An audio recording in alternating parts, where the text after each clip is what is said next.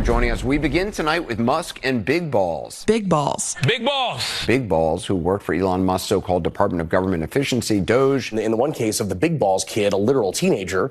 Big Balls online, Big Balls here that Katie's talking about. A 19-year-old that goes by the username Big Balls. So that would be one way that we could refer to him. Young computer whizzes, the aforementioned Big Balls. Because who among us doesn't feel better about big balls in charge of American air traffic control? How this DOGE employee, whose stated position is that Indians should feel hated in America, he's going to be rehired, and then Vance gets to go home to his Indian American wife and his Indian American kids and look them in the eyes and say that a guy who wants you to feel uncomfortable in your own country now has a top job again in the government thanks to me.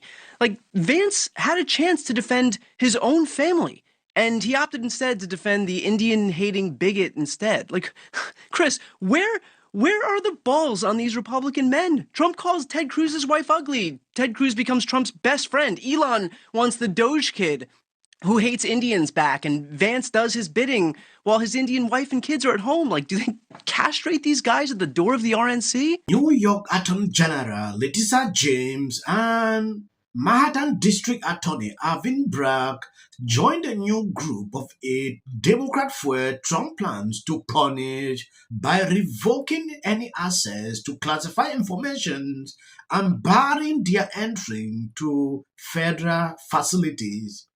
It could hamper them in carrying out their official duties by prohibiting them from entering courthouses, prison, and law enforcement facilities in Foley Square in Lower Manhattan, including...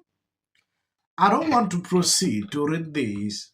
Yesterday, about 18 crazy lawyers stood up with Letitia James, sue Elon Musk, and the Trump administration for fighting for the American people.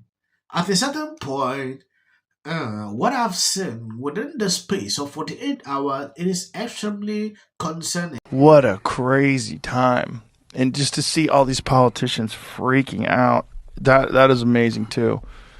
It's really amazing. It's amazing to watch. It's amazing to watch all these left-wing people suddenly. Bernie Sanders making a post about how Donald Trump is trying to silence independent media was the wildest gaslighting I think I've ever seen from a politician. Let's be clear about what's happening right now in Washington, D.C. Elon Musk is the wealthiest guy in the world. He contributed $270 million to elect Donald Trump as president. Surprise, surprise. He is now having the most important job in the United States government.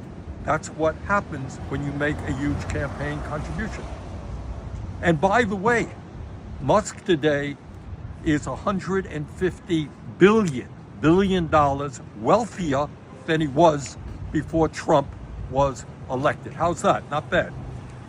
Now, what Musk is trying to do right now is to destroy USAID, a program which helps hungry and sick children all over the world, the poorest people in the world. That's what the richest guy in the world is doing.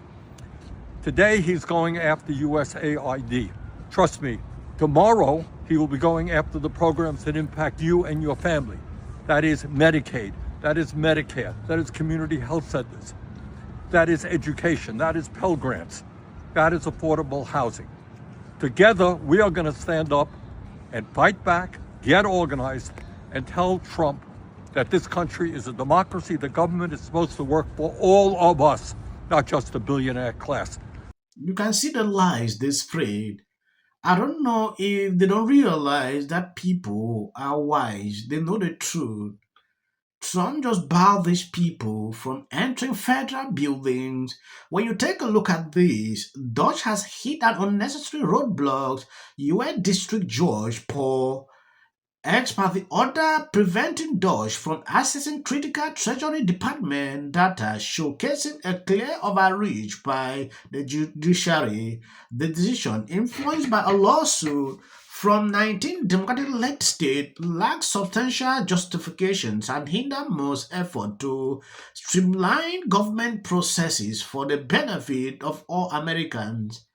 The temporary block, as reported by multiple news outlets, not only delayed progress but also questioned the balance between judicial authority and executive functions. Is funding Sesame Street a judicious use of soft power? Well, Michael, the way you put it is the way I hope folks considering your poll today will think about it. This isn't just funding a kid show for children, millions of children in countries like Iraq.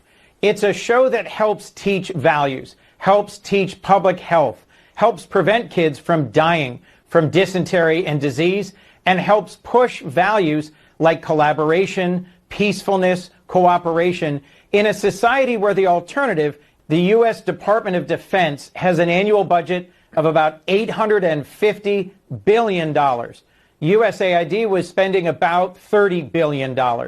It is a small proportion of our total federal spending. Yes, it baffles me that this Democrat is still struggling to back up the fact that spending this amount of money to build up this in Iraq is justified. It is insane totally. Don't say they spend just a small amount. This small amount is taxpayer dollars, people paying their hard-earned money. Nobody will be happy to see that this is used in places like this. If you use someone's money in the right way, the person will be extremely happy. Everyone is not happy because their money is not used in the right places. In a world where DEI and critical race theory and affirmative action are under attack, I feel like we're protecting white supremacists and racists and attacking black and brown people who want to be part of the fabric of the country. And I'm curious how the vice president would explain to his Indian children why he stood up for somebody who said normalize Indian hate. Like, what would he say? And that issue may not come up today. He also called the guy a racist troll. He acknowledged that this person who he wants back in the government is racist. They obviously fired him in the first place, right? Why did they fire him? Well, and I think there's two things that I see happening here. The first one is that this is the signal to his voters that we are going to let these things slide, that you can't be canceled anymore. For all of us, however, the other vast majority of Americans, we're standing by the fact that we are going to hold people accountable to that.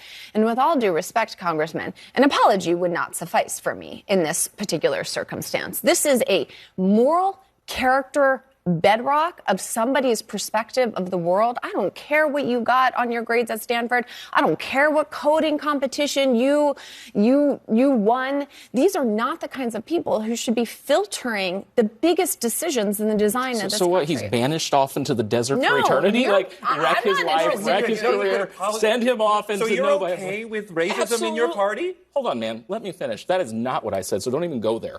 Absolutely not. I think it's abhorrent what he said. I frankly agree. If he's willing to acknowledge what he said was wrong and apologize for it, we are a compassionate people. Why can't we give? He didn't do that. Well, we don't know that he's done that or not. But he has access to the World Wide Web, and you're welcome to apologize. We're very much looking forward to it. You can cry more for all I care. I'm going to do a segment about this guy so you can understand fully what happened. Yes, if you see videos after this clip, that is for the algorithm. So please, you can even stop here. Racism is over. Other 5-alarm fire, reversal of policy. The Democratic Party have lied to us about everything. You know, what's fascinating right now is we're getting a chance to see what happens when you take a business approach to the government. Are out there pretending to be outraged about the long list of crap that this administration is cutting. Clarify. Do the DOGE engineers have read-only access in these systems? So they are not allowed to write new code? No. They are not. Okay.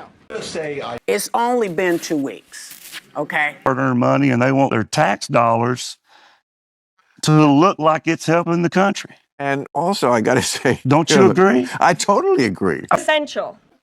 Early on, immediately. She's probably been put in there because, according to Donald Trump, she's a 10. To her. No. The EU does not treat the U.S. fairly on trade and that he has some big complaints. Is that true?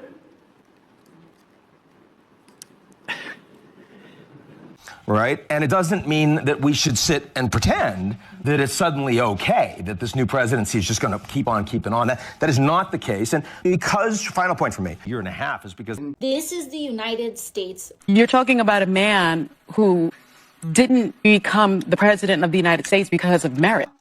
This lady is not unstopped. Where awful things have happened. So, and sparks move things. And it doesn't matter how much water you have. Future president and his gag are somebody in policy. The city of the Pacific Palisades is burning. A dozen planes. You getting water to areas that need... He's been trained his whole life to do. What do we do? Right now you're looking straight, remember it. As a country about James. Yeah, and then I think all our tax dollars probably went for Gavin's hair gel.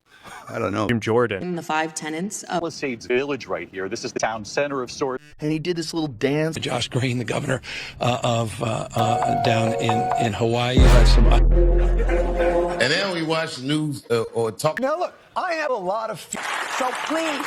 I was being lazy on the couch at like Friday night. And the Grammy goes to fans.